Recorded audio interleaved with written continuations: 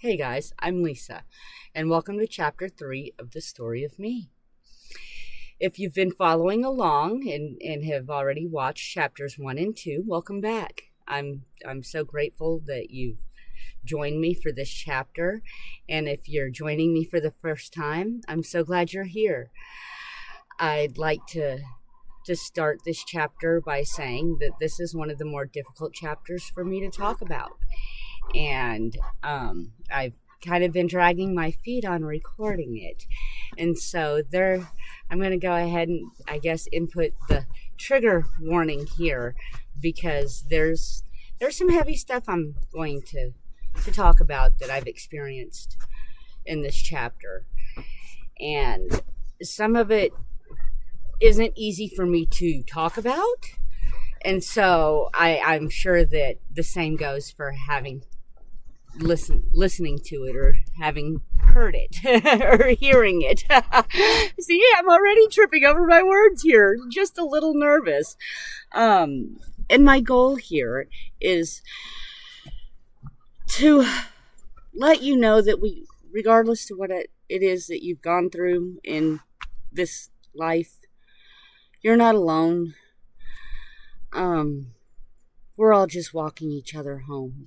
And I hope that hearing my story helps you to know that whatever it is that you may have gone through, whatever trauma it is, whatever you're overcoming currently, it can be overcome. You can have a beautiful life even after years of abuse or trauma or addiction or any of the horrible things that we can experience in life.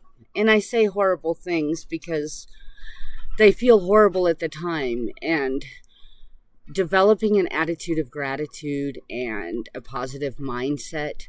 I do know that everything is always working out for my highest good and that everything happens for a reason. I also know not everything feels good. Just because, I'm full of positive energy doesn't mean that I'm unrealistic and only look at life through rose-colored lenses. And so, with that being said, welcome to Chapter 3. In the first two chapters, I've discussed my childhood up to the age of 15, and we're going to be breaking into that age bracket here shortly. I want to go ahead and do a quick recap of the years leading up to that for those that may be joining me for the first time, or just a little refresher. As a baby, I was born as a preemie. I was born at 6.5 months. My mom had her own issues going on, and she put me up for adoption. I was then adopted by her adoptive grandparents. My mom, her sisters, and brother were all abandoned on the side of a freeway when they were little, and by their biological mom, who had her own problems. And I don't really know much about my lineage prior to her. God rest her soul. That broke her heart, and I think was probably a big part of the reason that she ended up taking her own life. My biological mom is still with us, and I'm very grateful for that because we have a renewed relationship, and I'm very grateful to have her as part of my life. She's an amazing woman. And I'm glad that we've overcome the challenges we have to be able to reconnect in that capacity. Getting back to being adopted, I was adopted by my adoptive grandparents, who then became my mom and dad. I was a baby, so I only knew them as mom and dad, even though I did know I was adopted. My parents were considerably older. They were already in their grandparent ages when I was little, and I was am an only child. There's only one of me. And that's my superpower. Just like it's your superpower, there's only one of you. And only you can do what you can do. And so you're a gift to this world. Just like I am, as hard of a time sometimes as I have saying that and feeling that. I know that we're all a gift to this world and a piece of this beautiful tapestry of life. And so growing up an only child with older grandparents, that was kind of hard enough. And I was kind of spoiled growing up. There was a lot of things going on behind the scenes, and so I think that my affection and silence were kind of bought, if you will. So there was a lot of that going on, and my mom, my grandma, I found her passed away when I was 6.5 years old, and that was a really hard thing for me, and would be for anybody, right? And there was a lot of things going on in the background, like I said. I was abused from the time I was a baby up until the time I was 12 years old, when I was then removed from my grandfather, and due to molestation. And so he was facing 8 counts of that, and in turn took his own life. And so I had and I'm still working on healing a lot of these wounds. Abandonment issues. I felt cursed, if you will. A lot of weight on my shoulders as a young child, dealing with these experiences that are even hard for adults to navigate. And so there was a lot of things going on, and I was seeing counselors intermittently all through my childhood, and hospitalized at one point. And got really close with my caseworkers when I was removed from my father's care, and through all that, went through the foster care system and dealt with that for a couple years of my life. And that had its own adventures and hard points and traumas, if you will. And then I moved back in with family. And I was really excited for this, and I got to go back to the house I grew up in, which was neat on one hand, and on another it was surreal, because I had remembered it being a certain way, and it wasn't that way anymore. And so it was almost Twilight Zone-esque, stepping back into this world that wasn't the world anymore. It was almost like another dimension of that world. And so there was a lot of mental grappling, especially at the young age I was, 12, 13, 14 years old. And so your brain is still developing, and you're still gathering that outer sense of your world. And so I had a lot of different perceptions going on there. And so I got to move in with my aunt and uncle. This is my biological aunt. And she had 4 children that were younger than me. No, wait, 1 was older than me. 3 were younger than me. I had to do the math again. 1 is a year and a day older than me, and the others are like 5, 7, and so on. And we were close when I was younger, and we're not as close today, and maybe that'll change in time, but I love them, and I'm still grateful they're in my life. In whatever capacity we're able to stay connected. Life gets busy, So moved back in with my aunt and my uncle, and it was different. I now had a family dynamic, and with children and everything else, and going to school and coming into my own, and starting to try to figure out who I was and what I liked, and all that fun stuff at that age. I wasn't the popular kid, but it got better as I got older. The first couple years of junior high, well, I think 7th grade for everybody is just awkward. And so there was that. But like I said, I think that's awkward for just about everybody. And if you didn't have an awkward 7th grade, good for you, man. That's awesome. 8th grade was my best year.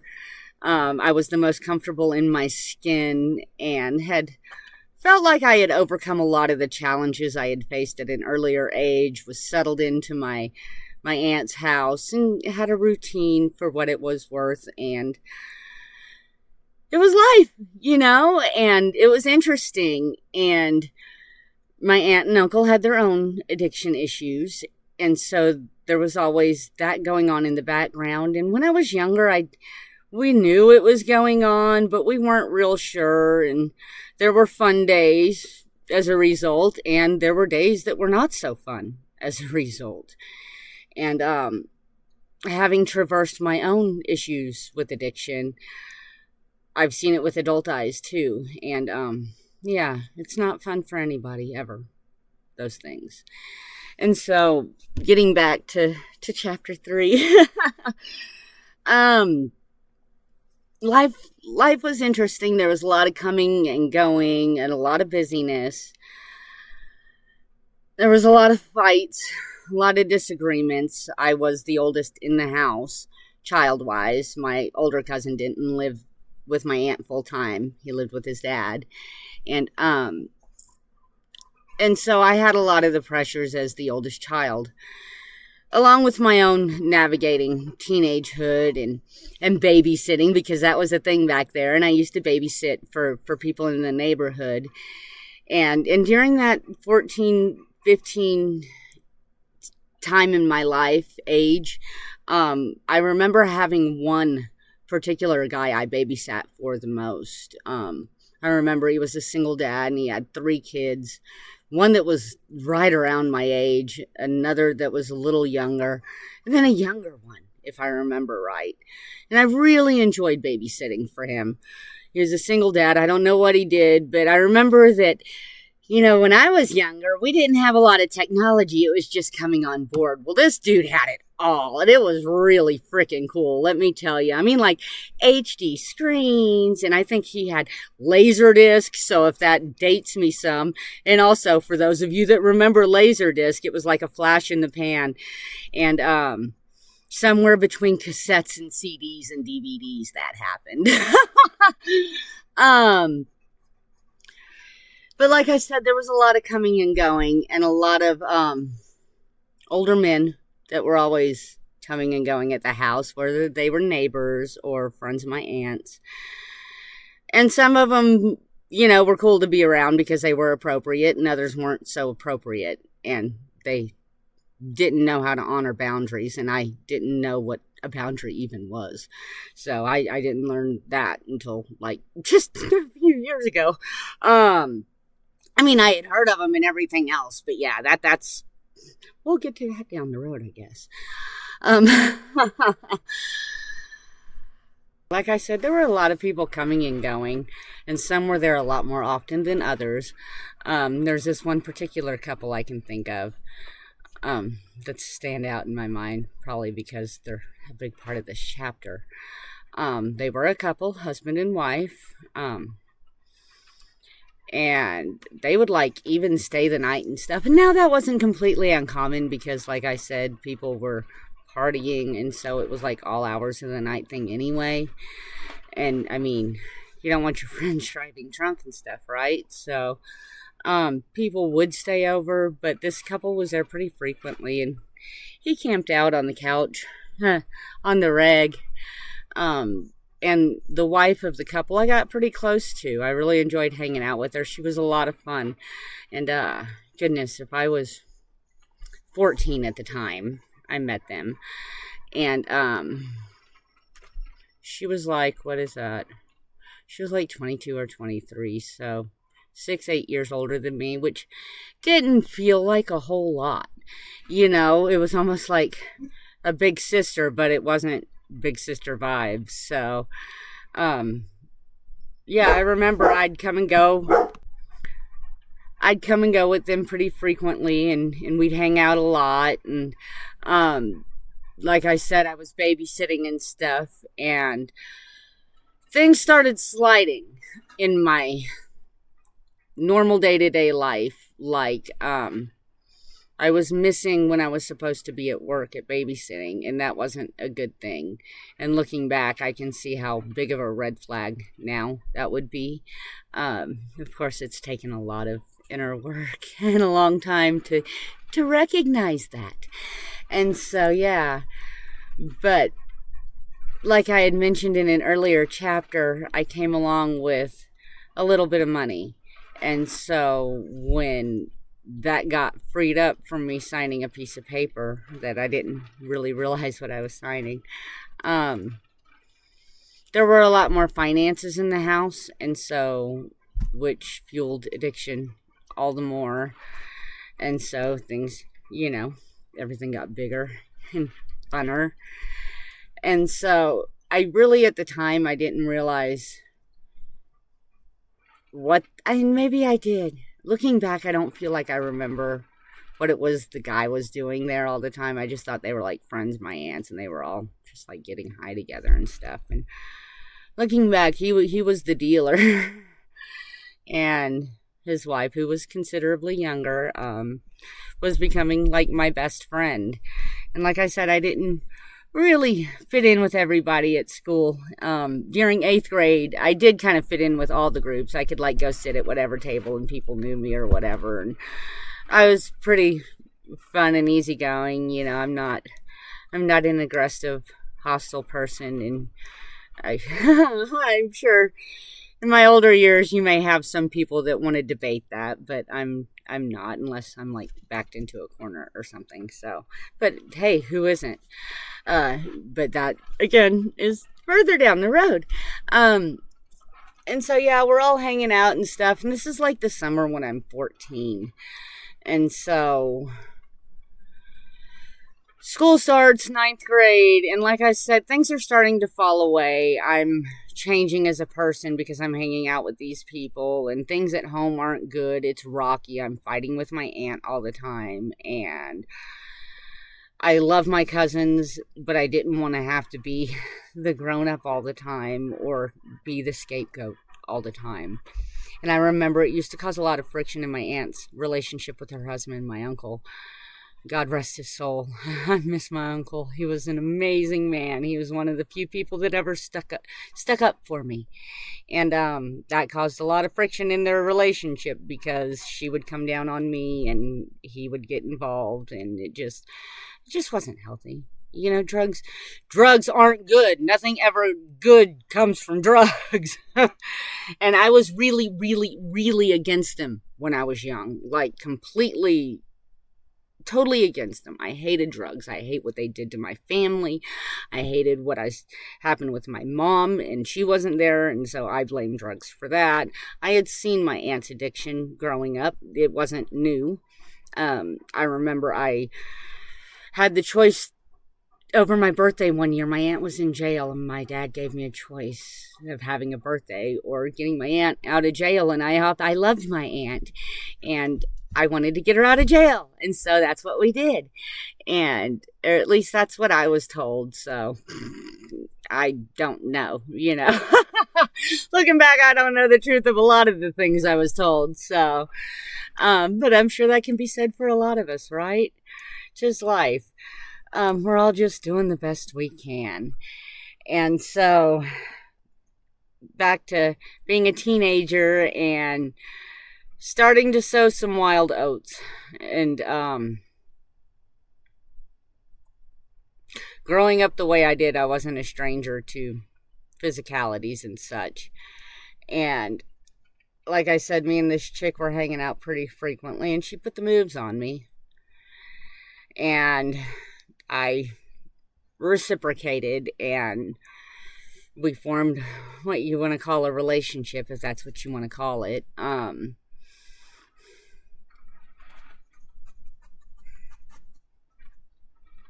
So many thoughts kind of got lost there. Like I said, this is a hard chapter for me to discuss. And so when I left home after I turned 15, I know I just totally jumped there because I don't really, it's hard. I was hanging out with my aunt's crack dealer and his wife. And now she was putting the moves on me, and I thought I was in love. This was what I thought my first love was. And in hindsight, it wasn't love. It was just a different kind of attention, and I wanted to be loved so bad. I always felt broken, or there was something wrong with me. And so having this sort of attention, it was the wrong kind of attention, but it was attention. And I've struggled with that in my older years too, just in different ways. And so I'm forming a relationship with this woman and not her husband at this point. And not until the point of where I remember making a comment in passing about how I could make her happy or something like that, because I thought he was like mean and I just gruff and yeah, so many words. And she told him this, And that left me in an awkward position. One, looking back, for a lot of years, I wish I would have made a different choice. Everything happens for a reason. We go through things because we're supposed to. There's lessons there. There are things that need to develop. I don't know. I just know that there's a reason. I was left with the choice to not ever hang out again or remove all my clothing in front of him. And so I chose the latter. And I can still remember how I still feel the same way. That was really hard for me and opened the door for this chapter. I didn't realize at the time what the chick did for a living, or maybe I did. I don't think I did, though. And so, like I said, at home, things were getting really tense. And my aunt and I were fighting a lot more. And my birthday is right after the beginning of the school year. And so I was already like ditching school, or lunch anyway, not really school. I'd duck out and get picked up and then get brought back. And not good choices. But, you know, it was something different than I had at home. And home wasn't a good place to be anymore. And I didn't want to be there. I wasn't making good choices in a lot of areas in my life. I remember the girls, my other friends that lived at the end of my street, they were my age. They were sisters. We were like stair-stepped by a year or something like that. And even when we would hang out, you know, we were doing the drinking and the Mad Dog 2020 in Burns Farm, y'all. I'm that old. So, yeah, I remember we would have people buy us alcohol and we'd hang out and we'd drink, and I'd have like these big meltdowns and cry, and how I didn't want to grow up and be like my aunt. Words that were like burned into me. Because I've gotten to experience both sides of that addiction now. And so I'm hanging out with these people, and I feel like I have a way out. I don't want to be at home anymore. And my birthday was just crap. My aunt and I got into the biggest fight ever, and we got into a physical altercation, and it was really, really bad. And she had a belt out, and I was kicking her, and I remember having bruises and welts. Really bad, all down my leg. I mean, like, we took pictures and everything for a month. It was really, really bad, but I was kicking her to get her off of me, and I think she may have ended up having to go to the doctor or something for that, and I don't know, I wasn't there. I didn't stay after that. I went to school the next day after that fight, and I never went home. I wanted to be the first person in my family to go to college and to graduate. I guess there are things I grieve that I don't realize I grieve. Probably because I don't talk about it. So, welcome to chapter 3, one of the hardest chapters I have in my life. I dropped out of school. I couldn't go to school. They were looking for me, and they were going to take me home, and I didn't want to go home. God, I didn't want to go home. I hated it there. I had grown to hate her. And it broke my heart. And I just didn't want to do that anymore. And I just thought I knew better. God, was I wrong? Oh, you know, it's funny when we're young and that age, we think we know it all, don't we? And having teenagers now myself, I remind myself that. It's funny how life works out. Until I left school, and all the dreams and hopes I had had up into that point of what my future was going to look like changed. Like that. And I guess that was another dose of radical acceptance of things just being the way they were. All of a sudden. For the first month I was gone, I stayed at the end of my street with my friends. I cut my hair like theirs, and we all looked the same, and we were all the same height, and so it was a thing. Like, nobody even knew I was down there. Now, I will say, like, the cops got called 3 times because there was questions of me being in the area, and everybody knew they were my friends. And yeah, they didn't catch me. I remember the last time, and this was probably about the time I decided to move from their house. And, like, SWAT and stuff got called. It was really serious, and these people lived at the corner of my street. And so, there are, like, all these cops and stuff climbing the house looking for me, and I don't want to go home. I would hide in the attic, I would hide under beds, I would hide anywhere I had to just to not be found. Well, I remember while they're looking for me, going through the house, and there's, like, blocked on the corner, like, you would have thought I was doing some big bad thing, you know, and I was mortified. Oh my God, what are all these people doing here for me? And I remember it was like a partly cloudy day, and I remember climbing out of my friend's mom's window, and I'm still friends with these people, mind you. And so it's kind of funny looking back at this, but I remember climbing out of her window. She was a single mom, and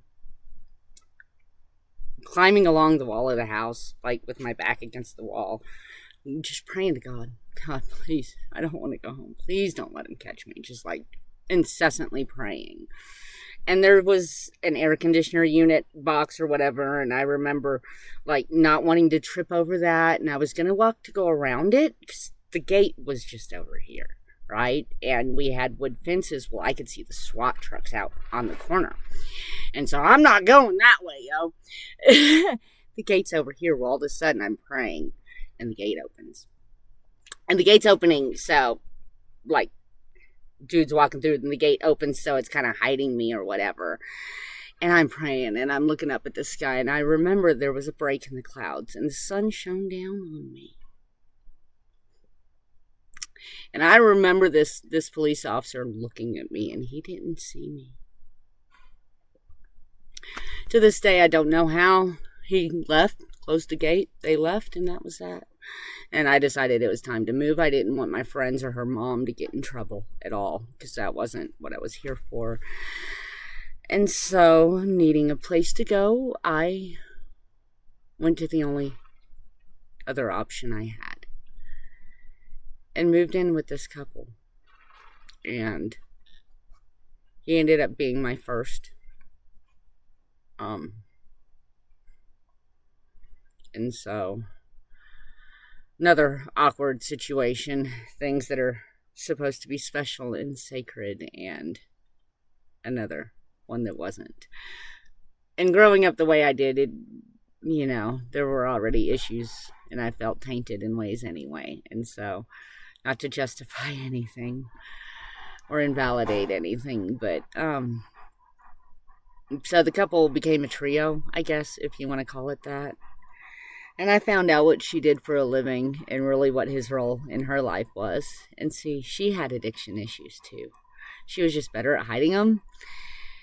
And in the beginning wasn't mean to me. And I guess this is my first abusive relationship. All the way around. She was an escort, and I was being groomed. And I didn't look at it like that then, nor for the next 20 years. And it's really been recently that I don't carry a millstone around my neck for some of the things I've experienced in my life. And this is one of them. This is a hard one for me. I am a survivor. I don't like to use the word victim. But I was a victim. I was a child. I was so young.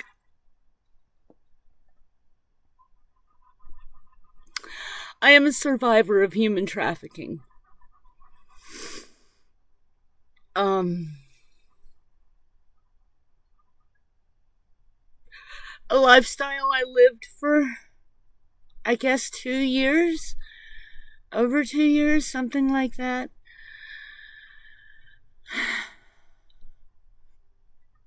I thought I knew everything. I don't remember if I thought it was fancy or if I thought I was being a grown up.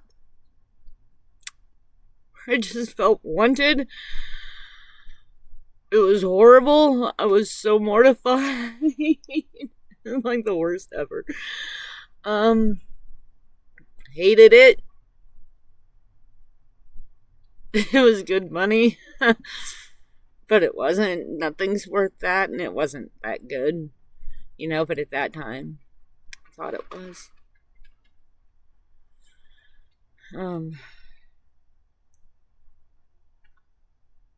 And so I was an escort, if that's what you want to call it. I told people I was 19. Not that that makes it any better. Yeah, I was a minor being pimped out. And this person had used to sell my aunt drugs. Drugs aren't good. Nothing good ever comes from drugs. The woman of the couple ended up leaving, I don't know, so many months later because she was tired of the life, and then I was just stuck. The guy was on the run from the law, and we had bought this piece of property out in the middle of nowhere. We did. Well, her and I earned the money for it. And so we all moved out there. It didn't have electricity. It didn't have running water. It wasn't a house. It was just like this big building that we had put up. We had a slab poured, and it was a building, and it wasn't even insulated. It was fucking, oh my gosh, I'm sorry. I'm gonna have to edit that out. It was horrible. It was very nightmare-esque, and I still didn't want to go home. So I guess home was just that bad, right? And if you're still watching up until this point, congratulations. I'm having quite a time here telling it. So, and memories at the same time, things I hadn't really remembered up until this point, and things I would rather not remember. I was really grateful when I was able to get out of that situation. See, while I was doing those things and having to go to those calls, I got really close to one of the people I would go hang out with. And, really close. He was a really good guy. He was a lot older than me. He was 15 years older than me.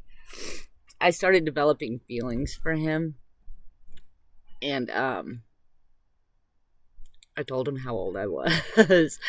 And then he said bye. And I don't blame him. So, yeah.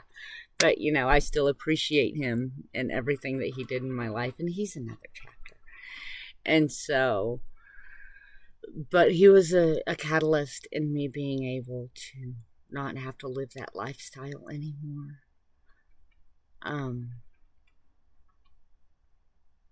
He wrote a letter. I had told him that the dude was wanted, and the guy would just give me money just to come hang out, just so I would have a safe place to be and not get beat when I got back.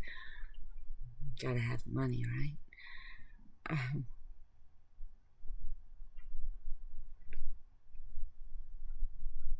I still struggle with self-worth issues because of this chapter in my life.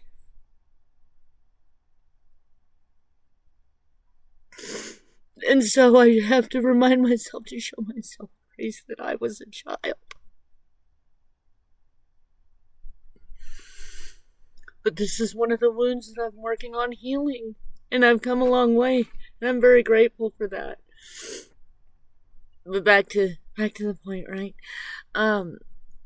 the guy ended up writing a letter, an anonymous letter, and a tip line. And the guy ended up getting picked up when I wasn't there. I had started getting jobs in town, real jobs, like working at restaurants and stuff, because I didn't want to have to live and do those things. And so I was working at like pizza places and like pancake houses and like breakfast diners and to try to keep the names out of it,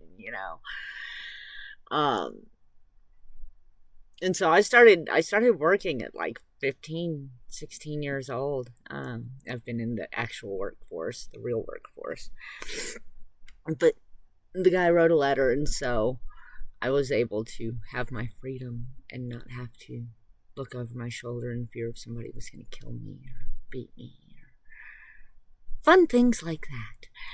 And throughout this process, even before I had left my aunt's house, I had made another friend. She lived in Dallas, and she was a friend of this couple, and we'd go hang out there. And I kind of grew up in the hood, which is funny to say, but it's very, very true and very real. I was the only white girl in a lot of places, and it was quite an experience, and I'm grateful for those times in my life. I made a lot of wonderful friends and met a lot of wonderful people, and I got to do things, and it was really cool. That was one of the more cool experiences. And this lady, I met her, and she had like nieces and stuff, and her husband and this dude were friends or something like that, or they were related. I don't even remember now. But my friend Tracy, I know I can safely use her name. We're still friends today. I moved in with her. I had met her, like I said, when I was still living with my aunt, so we'd go out there and hang out all the time. And she was super cool, still super cool. Really solid person. She's an angel that God sent to me. I still swear this. She saved me in a lot of ways and protected me in a lot of ways and saved me from a few beatings too. And I'm ever grateful for this person in my life. But I had made friends with her, and so when I didn't want to live on this property, and I needed some place to go, because I still didn't want to go home, even though my aunt already knew where I was, and she just didn't care. I was actually, I think, on a milk carton at one point. Have you seen me? I don't think I ever saw the milk carton, but I was on, it was for those of you who are too young to know, there was a thing where missing children and missing people, it was called Have You Seen Me? And people's faces would be put on there. And so here, I'm here. Where was I going with that? Oh, Tracy. But like I said, my aunt, she had already basically told me to move out. She didn't want me at the house. And she had called me some pretty nasty things, and she'd called me a prostitute or something along those lines. And I remember it really hurting me because I remember thinking, you're supposed to protect me. Why am I even in this situation? And we had a big falling out, and we did for a few years there, and we've made up over the years. I miss her, and I hope she's doing well. I know she's getting older now, and I know that my younger cousin, closest thing I have to a sister, I know that they're really close, and that makes my heart smile. I get to see pictures, and so that's good. I'm glad to see the healthy families that have emerged from the childhoods we had. There is healing to be had. There's growth to be had. There's forgiveness and reconnection. And so many beautiful things that can come out of having lost years or having endured traumas and abuses and addictions. And I'm sitting here telling you they can not only be survived, but you can thrive after them. And so I ended up moving in with Tracy and Big Mama and moved out to Dallas, and I enjoyed hanging out with Tracy. I was still a minor at this time, mind you, and we would go hang out and drink, and man, it was just a different time. then. You know, I remember I did like a lot of my clubbing, a big part of my clubbing before I was ever even old enough to get into a club. And you know, I had borrowed somebody's ID. And so since, yeah, I guess I don't need to tell everything, right? But I had a borrowed ID. And so, and being a runaway, you didn't want to use your real name anyway, right? So, and, yeah. And, you know, I think I'm going to close with that because moving in with Tracy kind of goes into the next chapter. And it grows from there. And so I really appreciate you guys watching up into this point and following along with my journey. And I know I just kind of blop that out there. I'm not real sure how else to do it. There are lots of things I can say, lots more memories, lots more horrific experiences in those years. But that's the meat and potatoes of it. And I'm grateful for a lot of the things I learned in those years. I'm grateful I made it out of those years. And I pray for anybody that has to go through anything like that. And pray for all of us who've had to endure any of these horrific abuses and traumas and just hardships in life. I want you to know that if you've endured anything that's wounded you, you're not alone. You're loved and you're worthy and you're here for a reason. And I hope that me telling my story helps you to tell yours. Your story matters. Your voice matters. I have been scared into silence for a good part of my life and even still struggle. And my voice shakes telling these stories. But I'm telling them because I know they matter. And if I can help one person by telling my story and the things I've gone through, and my struggles and my trials and my challenges, and the growth and the beauty and the life that I'm living today, if I can help just one person, then it's all worth it. And we are all just walking each other home. And so thank you for joining me in chapter 3. And feel free to leave me a comment if you have questions. I'm open to questions. And thank you for being here. I hope you have an amazing afternoon, evening, morning, day. And I just send you big hugs and lots of love. And I'll be recording chapter 4 soon. So have an inspired day. Thank you again for being here. Bye for now.